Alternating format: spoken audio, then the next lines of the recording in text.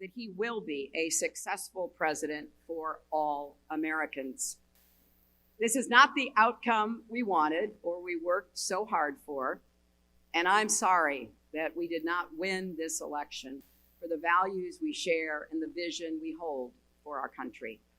But I feel pride and gratitude for this wonderful campaign that we built together. This vast, diverse, creative, unruly, energized campaign. You represent the best of America, and being your candidate has been one of the greatest honors of my life. I know how disappointed you feel because I feel it too.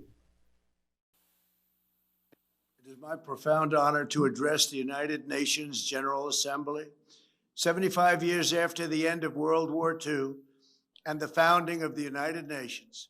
We are once again engaged in a great global struggle. We have waged a fierce battle against the invisible enemy, which has claimed countless lives in 188 countries. And it will be for a long time. She was only different as I never anticipated she'd become late in her life a cultural icon and we'd all be doing our exercise routines. But I must say, the more I think about it, the less surprised I am, because in a time where people are so cynical, Ruth Ginsburg symbolizes everything that's best about America, and she was always completely on the level. We owe him an open mind and the chance to lead. We've given our very best counsel to each individual state and many times to individual communities, because the circumstances are very different from one state to another. We've trusted governors in our states, and most importantly, we've trusted the American people. Well, we're in an election year, and not surprisingly, some politics is being played, because in Nevada, that governor actually saw to it that the president was denied access to. This is not the outcome we wanted or we worked so hard for, and I'm sorry that we did not win this election. Good evening, everybody. As you've seen by now, this isn't a normal convention. It's not a normal time.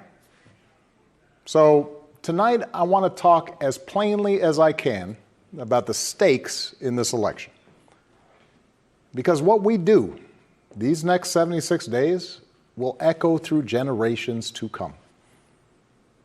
I'm in Philadelphia, where our Constitution was drafted and signed. It wasn't a perfect document. It allowed for the inhumanity of slavery and failed to guarantee women and even men who didn't own property. We owe him an open mind and the chance to lead.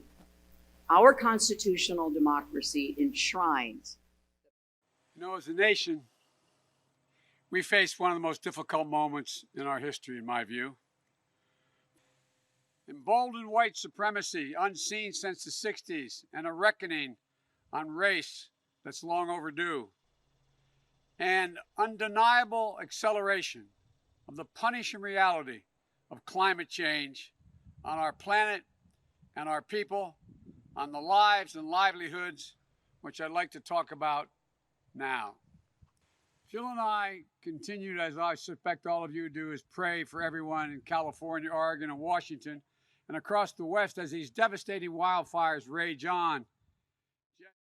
I want to thank Bernie.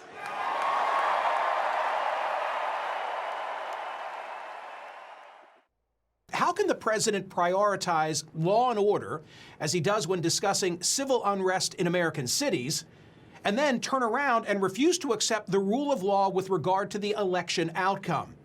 Several times in recent days, the president has refused to commit to the peaceful transfer of power if he loses. On Wednesday, he said this.